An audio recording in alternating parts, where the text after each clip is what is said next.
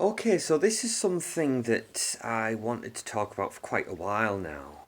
I have such a love for Jeremy Brett's Sherlock Holmes, and I was fortunate enough to be able to get my hands on the full collection of his.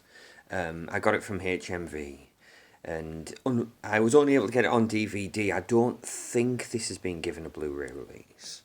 But it's 16 discs, 41 episodes, and this contains all four of the series that he did. So we start with the Adventures of Sherlock Holmes, then the Return of Sherlock Holmes, and then the Case Book, and finally the Memoirs of Sherlock Holmes. So they were well on the way to adapting all of the Conan Doyle stories. But then, of course, shortly after Memoirs, Jeremy Brett passed away. Tremendous loss. And he was absolutely magnificent. Now, I know a lot of people have very strong views on the way Sherlock would be portrayed or should be portrayed, and we've had so many iterations over the years. My dad, for instance, he's a really big Basil Rathbone fan. I thought Basil Rathbone was remarkable as Sherlock Holmes. He was great, and I'll still say this: I think Basil Rathbone to this day may be the greatest swordsman to ever grace the screen. Of course, that's separate, but I always like to include that whenever I talk about Basil Rathbone. Um, Peter Cushing, of course, we all love Peter Cushing. The 1959 Hammer adaptation of Hound of the Baskervilles, fantastic. And of course, I love Roger Moore and his 1976 TV film Sherlock Holmes in New York. I really like, of course. You might imagine it's a much, shall we call it more of a romantic take on the cat? It's Roger, and you get to see him and Charlotte Rampling as Charlotte Rampling, of course, playing Irene Adler. Um, I like that one very much, and of course, recently my guy Henry Cavill as Sherlock in the Enola Holmes films. Of course, we're getting Enola Holmes 3 this year. It'll be interesting to see what he has to do there. I would say as well, I'd like to see him ultimately get his own film, but I think they've said there's no plans for it. I had a lot of fun as well with the two Robert Downey Jr. Sherlock Holmes. Of course, that's decidedly different, of course, and again, but they're still very, very enjoyable and very entertaining, and I think it's been pointed out a lot of it, in a lot of ways, it is still true. Albeit in a different, they've gone in a roundabout way, but there's a lot of things in there that's still true to the character. But that brings us back, we've gone a bit round the houses there, but getting back to Jeremy Brett, he for me is the definitive. I think he's magnificent, and I first encountered his Sherlock Holmes just quite by chance. It just happened to be on the TV one day. It's scary to think now, but it's basically like 20 years ago. Just happened to be on one of the ITV channels one day, and it was. I was wanting to talk about specific episodes in this, and it brings us to the first episode that I wanted to specifically highlight. The Final Problem. That was the first Jeremy Brett one that I saw. Um, and I think it's always stuck out in my mind. Obviously, that primacy effect, the first one you see, but I've since gone back and watched it again, and it is a great episode in its own right. I just love the whole vibe of it. Like even from the opening titles, you have obviously that classic Jeremy Brett Sherlock Holmes theme, but there's something about the way it's done in this particular episode. It has it's much darker, sinister foreboding in the way it's performed. It's subtle, but it's there. But even the whole vibe of it, like the way the episode opens with Sherlock being attacked and chased down, and then we go see what happened in Paris with Sherlock at the Louvre and the Mona Lisa being stolen. Um, and of course the just the final face to face in the apartment between Sherlock and Professor Moriarty. And then just the way, like that whole final sequence at the falls where him and Moriarty square off. And I love the way it's done when, David Burke, his Watson, finds the note that Holmes left for him. And just, it's very poignant and it's very, very well done. And, you feel like the emotional punch it does deliver. And that's such a great shot, the fight between, and there's a particular moment in the fight where they're grappling, and then obviously Jeremy Brett kind of locks. It's not an armbar in the traditional sense, but shall we call it, for lack of a better term, an arm lock? But there's just a moment where the shot, the particular shot, and the pause, and the way it's framed, and you think that would be a great, painting to have. Or great, that would make for a great poster. You'd hope that that might have been one of the promotional images they might have used for the final problem.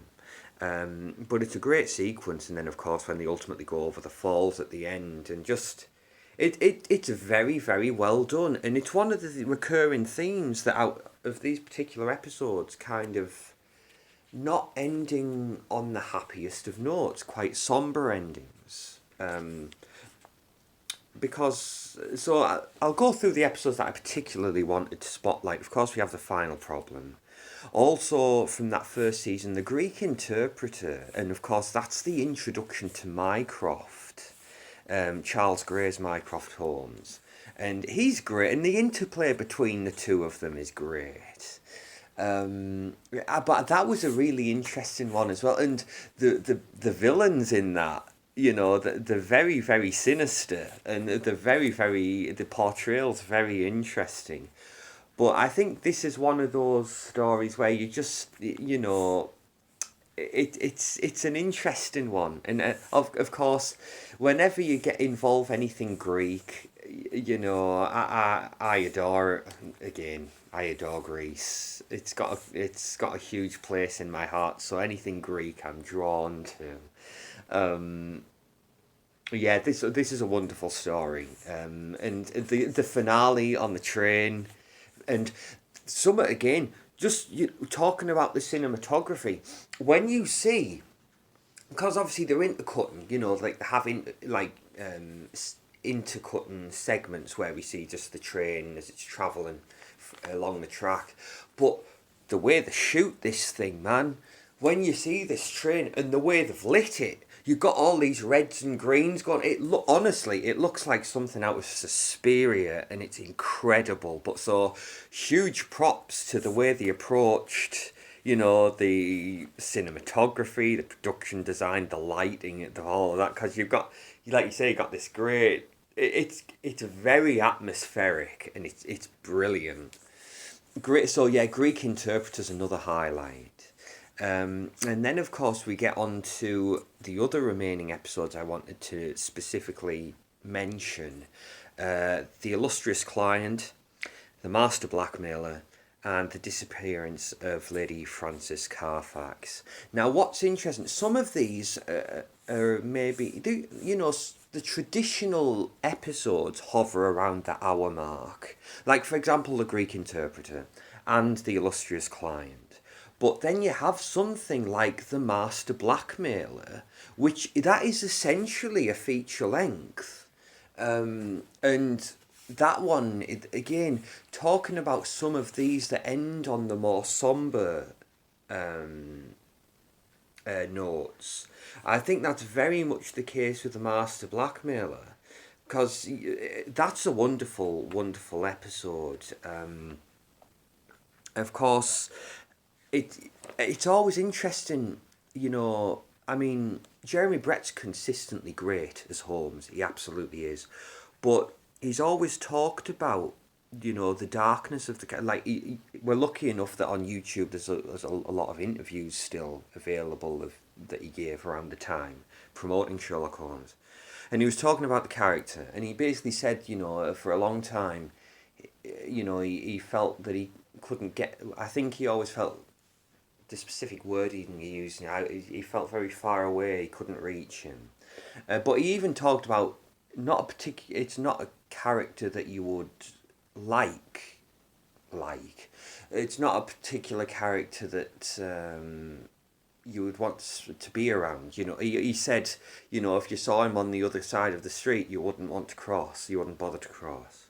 But there's the darkness and the coldness to the character, and it's lovely, really lovely when you get to see Jeremy Brett. There's basically you see him turn it on, and you see that here in the Master Blackmailer, when he it's Robert Hardy who plays the Master Blackmailer. He does a wonderful job, and also the way they approach that character, because for a long time you don't see him, you hear him, but you never see his face until we have the big reveal. But then when obviously Sherlock and his character come face to face, it's great.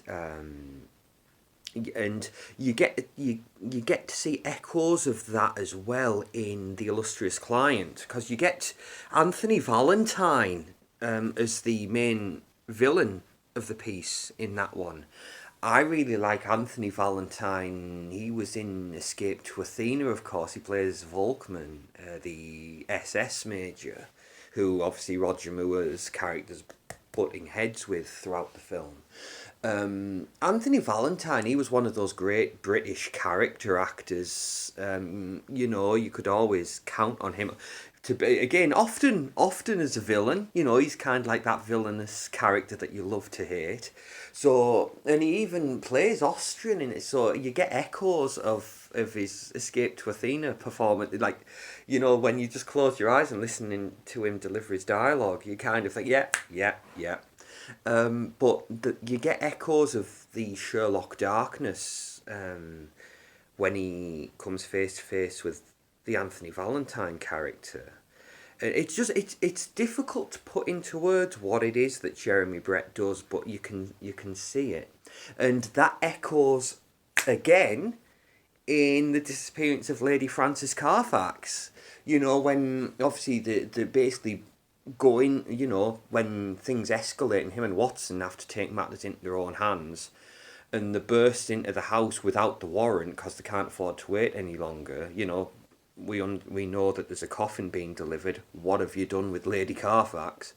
But even just, it's so good what Jeremy Brett does, and I think one of the things, because obviously Jeremy Brett was, he had that huge theatre background. I would have loved to have seen him play, his run as Dracula on Broadway. I always get confused with the timeline, because you had Jeremy Brett, Frank Langella, and Raul Julia. I'm not sure what the order was. It might have been Jeremy Brett, then Frank Langella, then Langella went to do the movie, and then that's when Raul Julia came in. I might have that wrong, but I think, much like Raul Julia, Jeremy Brett would have been magnificent. And this is the thing, Jeremy Brett had this wonderful theatricality about him. Now that's kind of what made his Sherlock stand out. But it's interesting because he had these huge, big moments of performance where he could just, for lack of a better term, erupt. But then at the same time, he could dial it really back down. And there's just moments, like in Lady Frances Carfax, in Master Blackmailer, and then of course in The Illustrious Client, when he has that face to face with Anthony Valentine, where he does these, it's very softly spoken as well, but you can feel the intensity there. Jeremy Brett was just absolutely remarkable, and throughout all of these specific episodes, Final Problem, Disappearance of Lady Frances Carfax, Greek Interpreter, Master Blackmailer, and The Illustrious Client. Again, obviously that's 5 of 41. Now, Jeremy Brett's consistently great through all of these. But one of the things I will say, in the terms of being, fully transparent and objective, the quality from all of these, it can fluctuate. It's not always great.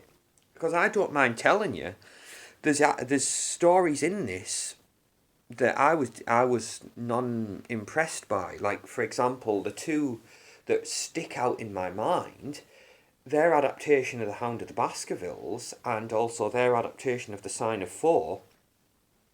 I was really I was quite disappointed in. I thought they were quite lackluster, uninspired. I wasn't really happy with them. But then what's interesting about certain of these ones that I've mentioned, these maybe in a lot of ways they're lesser known to a certain extent, like they're not the ones you'd immediately think of. But there's great stuff in them. And again, it highlights, these great moments for Jeremy Brett.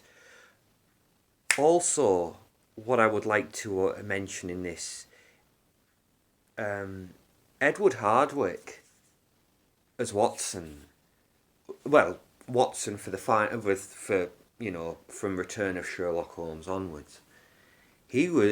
I think he's remarkable as well. I think he deserves that equal mention alongside Jeremy Brett. Because you can't. It's no use having a great Holmes if you don't have a great Watson. Edward Hardwicke is brilliant, and also he had the unenviable task of replacing. Obviously we had David Burke in Adventures of Sherlock Holmes, and hey, he did a great job. But then, ironically enough, it was through him that Edward Hardwicke was brought in, because as I understand it, it was David Burke and his wife who recommended Edward Hardwicke. And so David Burke was a fine Watson, but Edward Hardwicke, I think he much like Jeremy Brett. Edward Hardwicke's the perfect Watson. He does that great job of embodying that classical English gentleman. Like, you can buy that this guy was a soldier. You can buy that this guy, and then obviously you can buy him as a doctor equally. He's great, and that's one of the things in these particular episodes. He gets some great stuff to do, like particularly in The Illustrious Client and Disappearance of Lady Frances Carfax. He gets some really great moments throughout those ones. But he's just another one. He's consistently great. And again, the fact that he came in and took over from David Burke, and again, this is no disservice to David Burke, but it did feel like an improvement as far as I was concerned. I mean, as good as David Burke was, Edward Hardwicke he was on another level. I really did believe it. And that was one of the things, of course, we must acknowledge is as we get into the later episodes, like as we get into Memoirs of Sherlock Holmes, this was, of course, when Jeremy Brett's health was declining. So even though he was still given 100%, he was still showing up, and he totally invested and committed in what he's doing. And again, great performances. But, of course, there were times when you could see that his health was failing him. And, of course, we get that particular episode where it's a Mycroft-centric episode, A lot of it is Charles Gray and Edward Hardwicke. They get the lion's share of the screen time. And Jeremy Brett essentially just bookends the episode. I mean, it's fine, because obviously Edward Hardwicke's so good, and Charles Gray's great as Mycroft. But that's one of the heartbreaking things. Like, you've got this man, Jeremy Brett, who is such a force. Like, we've seen him at the height of his powers.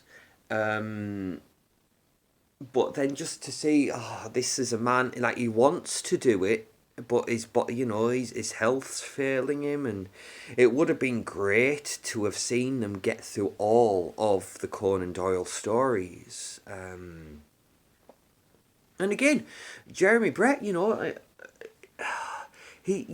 you talk about these actors who had so much left to offer. Like we just mentioned there, Raul Julia. Raul Julia, much the same. This wonderful performer, fantastically theatrical, and someone again who had so much left to offer, but he was just taken from us as well. And it's heartbreaking, but we are fortunate that they've left behind this body of work. I mean, this is one of these, like, this is a wonderful collection, and what's so it is a comfort watch. It absolutely is. Like, you could just, at the drop of a hat, you can just decide, let's put an episode on. You know, much like with Raul Julia, like, if you haven't seen him in Tequila Sunrise, good lord, he is fantastic. And then of course he did the wonderful film Romero. Him and Richard Jordan. That was, but again, that's a total contrast, because you get these hugely animated performances from Raul Julia, like what you get in Tequila Sunrise, like what you got as Gomez in The Addams Family. But then with Romero, you get something interesting. You get the other side of the coin, and he's in full on dramatic mode. Very serious. In a lot of ways understated. But he's kind of showing that similar range, like from what Jeremy Brett shows. Like, he can go big, but then he can dial it back down. But even the dialed down stuff is equally as powerful and as impactful. And that's why theatre's important. Yeah, that's why theatre's important. Because, of course, they're very different. Your approach to acting on the stage, where you've got to project and you don't have the luxury of multiple takes and close-ups and different camera angles. Whereas then, of course, you change it for the screen and you adapt. But you've got these great, like, again, talked many times about Alan Rickman, Jeremy Irons. They all have that background. Timothy Dalton, wonderful performers, and it just adds that extra. Ian McKellen, Kenneth Branagh, it adds that extra dimensionality to it, and it's incredible. But that was one of the things I really think that made Jeremy Brett stand out, that he could be very theatrical. And also, I just want to point out as well what a class act he was. The fact that he took the time. I think it was, ironically enough, it was around the time where he took Sherlock Holmes into the theatre, and he did that tour with on stage, him and Edward Hardwicke. And I think around that time he met Lady Doyle. But from what I understand, Lady Doyle was left with a very, very wonderful impression of Jeremy Brett. Just a very, very great. Fair enough. Obviously he had a lot of things he struggled with, but he's imagine that, an actor's a human being. Wow. But again, wonderful man. And Stephen Fry, of course, you've got that wonderful podcast that's dedicated to the Jeremy Brett Sherlock Holmes stuff. And they interviewed Stephen Fry, and Stephen Fry only had the best things to say about Jeremy Brett. I think there was an interview that Tom Baker was given, and Tom Baker was saying what a lovely man Jeremy Brett was. And when, in the years after his passing, when Edward Hardwicke's been interviewed about his time, I think he only ever spoke in glowing terms about him. So, again, a wonderful actor, a wonderful man, and just, you have that whole thing of remembering an actor for one particular thing. Now, it's interesting because, some actors don't like it. Some actors don't. But then I always go back to that line that Mark Hamill had at one of the like convention appearances, one of the Q&As he was doing. Does it bother you being just remembered for Luke Skywalker or voicing the Joker? And Mark Hamill said, well, I, when I was starting out, I didn't expect I was ever going to be remembered for anything. But from what I can gather, Jeremy Brett never had any problem. He played it for years and it kept coming back to it. But I think he was very grateful. He was grateful to the audience, the fans, and of course, from what I understand, when he took Sherlock on the stage, that was tremendously successful, and I think he was very grateful to the people who turned out to see it. And also, I think there was interview. I think it might, Jesus, of all things, I think it might have been on the Richard and Judy show. Remember that blast from the past? I think he was saying it was either on one. It was one of those early morning talk shows where he was saying like the interactions that he's had with fans, but he also took the time to say like how very kind they'd been to him. So he was a man who clearly appreciated what he had with Sherlock, and I think even though he said like the character, of course, he found it incredibly difficult, but you could see how much he cared about what he was doing and how invested he was. And I think, had he lived, I think he was one of those he'd have happily kept playing it. But the great thing about this is it's one of those, like, fair enough, he's playing the character again and again and again, but he's given interesting stuff to do.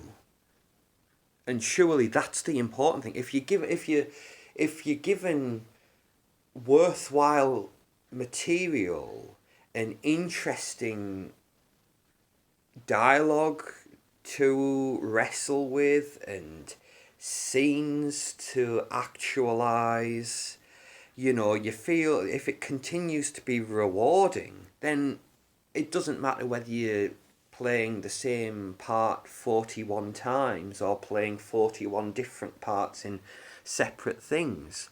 If it's still overall rewarding, what more can you ask for?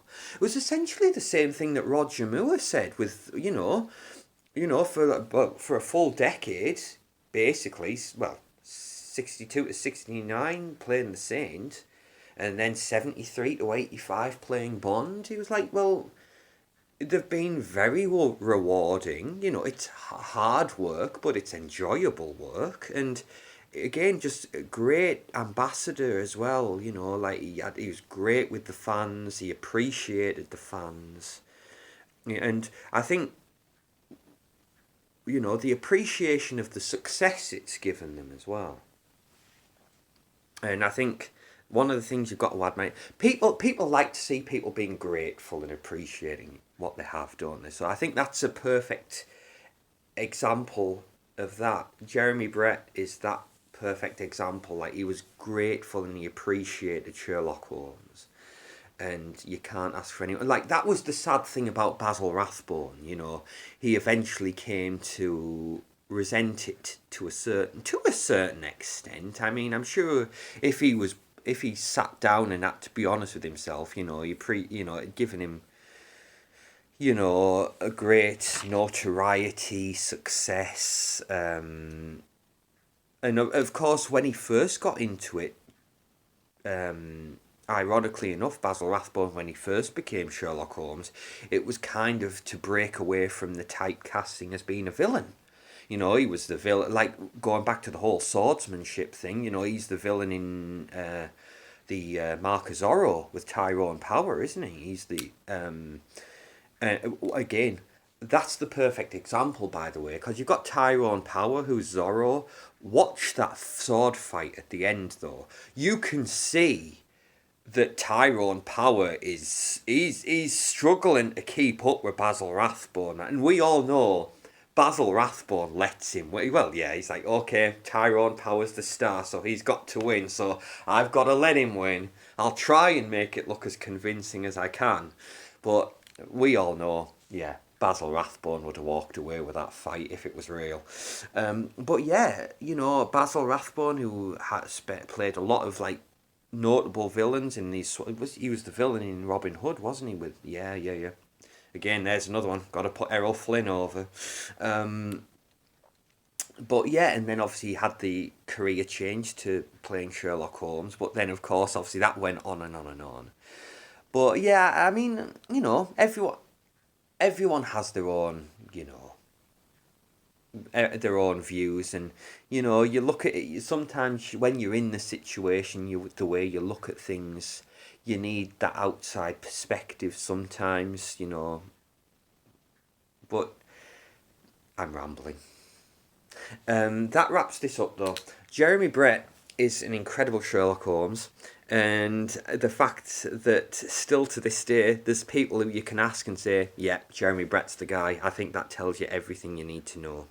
And obviously, there'll be more in the future, and there's been great ones, but for me, he'll always be the man. Thank you for listening to me yammer on about this. It's something I'd thought about talking about for quite some time. I'm glad I've finally bitten the bullet and done it. Hope you've enjoyed it, and I'd love to hear your thoughts. So please feel free to share them, and I'll see you all in the next one. Thank you, everybody. Bye bye.